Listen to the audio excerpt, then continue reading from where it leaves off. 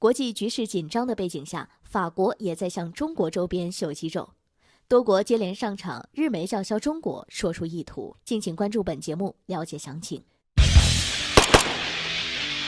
近日，日本媒体对外声称，日本将跟美国、法国军队明年5月份在日本一个无人岛举行陆海联合军事演习。虽说此次演习侧重于在自然灾害期间的救援工作，但这其中部分演习的项目也可以看作受到攻击时所做的防御准备。法国海军参谋长在接受采访时明确指出，这次军演要展示在该地区的影响力，而军演的信号则是发给中国的。实际上，日本、法国以及美国3国的武装力量曾在2015年5月和2017年5月举行了2次3国联合的海上军事演习。时隔至今，法国再次跟美日2国一起，显然是想从中凑一脚。尽管日本和法国相距万里之遥，但这些年来2国之间的防务合作关系却在日益升温。当然，这其中自然少不了美国从中牵线。值得一提，在日媒报道此次消息之前，该国媒体刚报道出英国海军明年将派出航母打击战斗群前往西太平洋，都想在中国周边海域凑热闹。可2国的军事力量到亚太地区，不仅没办法跟日本海军相比，更无法跟俄罗斯海军相提并论，就更不用说中国海军的军事力量远超过日俄2国。目前，中国海军军力远超现阶段的英法2国。抛开2艘航母辽宁舰和山东舰不说，仅看建造的几艘055驱逐舰就远超英法2国驱逐舰的吨位。跟英法2国当前的主力战舰吨位相同的052D 驱逐舰也达到了25艘，054系列的护卫舰其总数也有31艘，就连核潜艇的总数也有10几艘。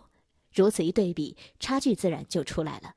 也许正是因为知道自身实力与中国海军实力的悬殊，才会跟随美日2国一起。另外，德国之前曾明确表示，印太地区是该国外交政策的优先事项，声称会在明年向印太派遣出1艘军舰。这场在全球爆发的疫情，让世界各国清楚认识到中国在国际上重要性的同时，也让他们害怕中国的崛起会一发不可收拾。现在英法德纷纷上场，其意图不言自明。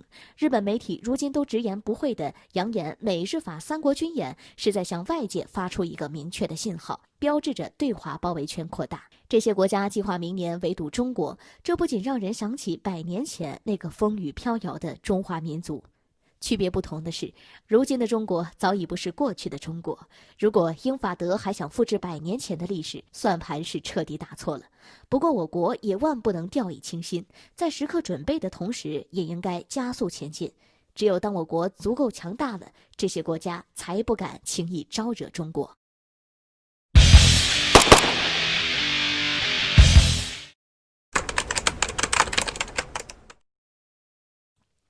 美国媒体开始了对我国无人机的攻击以及抹黑，为什么我国人还应该感谢他们？这样的结果谁也没想到。敬请关注本节目，了解详情。在2020年财年间，美国对外输出武器总金额达1750亿美元，比2019年财年同比增长了 2.8%。这一数据说明了，到目前为止，美国世界第1军火出口商的地位还是没办法动摇。然而，美制武器性价比不高，出口版问题严重的缺陷也日益明显。当然，有不少美制用户在寻求新的替代方法。在这种背景下，中国则成为了美国最强有力的竞争对手。比如在无人机方面，中国制造的翼龙系列以及彩虹系列吸引了不少国际客户。如此一来，美国在世界军火商的地位也就有所动摇。但是该国怎么可能容忍这样的事情发生？为此，美国媒体开始了对我国无人机的攻击以及抹黑，想用这种方式让各国对中国武器失望，重新回归到美制武器上来。近日，美国媒体在相关网站上呼吁，声称购买中国无人机必定会后悔。在文章中，该国媒体特意举了2个例子，其一，伊拉克空军的 CH-4， 也就是彩虹4无人机的外贸版本。美媒指出，该无人机的可用率不高，声称伊拉克空军的10架 CH-4无人机中，只有1架可以运行，剩下的都因为维护问题导致无法使用。从这个角度上来看，伊拉克 CH-4无人机可用率不足的问题确实存在。伊拉克的保修和维护能力就跟当前的印度没什么两样。自身的后勤维护能力极差，只能依赖别国，而中国所制造的无人机在伊拉克没有完整的系统支持，可用率不低才怪。其二，美国媒体表示，约旦在2019年6月曾出售了6架较新的中国 CH-4B 无人机，以此来证明中国无人机不被看好。这个事件也是事实，但并不是完整的。当时约旦同时还出售了美制 C-130运输机以及美制 MD-530攻击无人机，而约旦出售武器的主要原因是缺钱。更何况出售武器中也含有美国武器，如果按照美国媒体这一说法，岂不是美国武器也不行？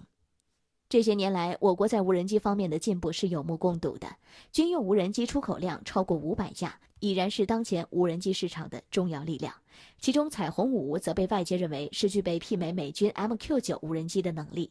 很显然，美国媒体是想抹黑我国无人机，但就如评论的那样，美国无意间却帮中国无人机打了个活广告。如果中国无人机真的不行，美国人也不用如此着急地黑我国无人机。如此一来，中国反倒还要感谢美国人的帮忙了。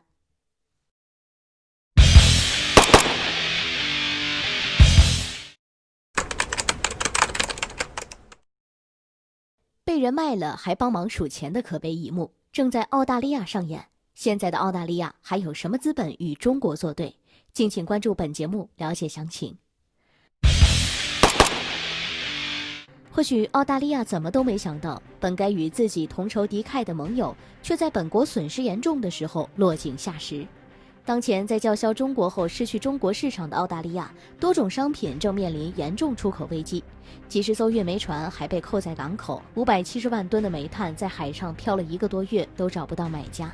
红酒、牛肉、龙虾以及大麦等也都遭到中国严重的制裁。在澳大利亚一筹莫展，想办法寻求可替代中国市场的国家之际，盟友不仅不帮忙，反而趁机瓜分该国在中国市场的份额。一方面，所谓的盟友正在阻止自己跟中国交好，另一方面却在卯着劲儿抢占中国市场。法国目前占据了澳大利亚葡萄酒在中国市场的份额，英国抢了澳大利亚的海鲜和牛肉，就连美国都顶替了澳大利亚大麦以及龙虾在中国市场的份额，这一度让澳大利亚缓不过神来。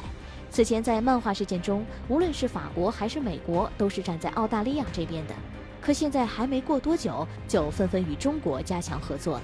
至此，澳大利亚官员在相关采访中指出，在中澳关系日益恶化的背景下，美国却趁机取代澳大利亚向中国市场出售农产品，这对于经济严重下滑、遭遇经济危机的澳大利亚来说，无异于是在卸磨杀驴。可见，一直充当美国马前卒的澳大利亚，不仅失去了中国市场，也没有获得西方的任何帮助，到头来反而还被这些国家摆了一道。中国毫发无损，西方却坐收渔翁之利，唯一损失惨重的却只有澳大利亚自己。不得不说，澳大利亚要认清现实了。这么看来，也就根本没有所谓的盟友之说，有的只是利益。更何况，随着时代的变化，世界多国都看清了中国市场无可取代的重要性。数据显示，仅在6月份，就有包括美国、意大利、新西兰等20多位大使领事现身拼多多平台，想借此拥抱中国市场。而这一切都是世界重新认识中国的真实写照。只有澳大利亚还看不清现实，被卖了还帮美国数钱，这究竟是该国自己埋下的苦果。就在澳大利亚方面指责美国的时候，有传言说美国官员曾回应到，中美之间的合作从未断过，只不过是近期加大了对华商品出口的规模，不存在什么抢占市场这一说法。总的来说，美国对华出口并不是抢占，真要说的话，只能说是莫里森拱手相让。看来澳大利亚还是太嫩了，仍然需要成长，需要提高智商。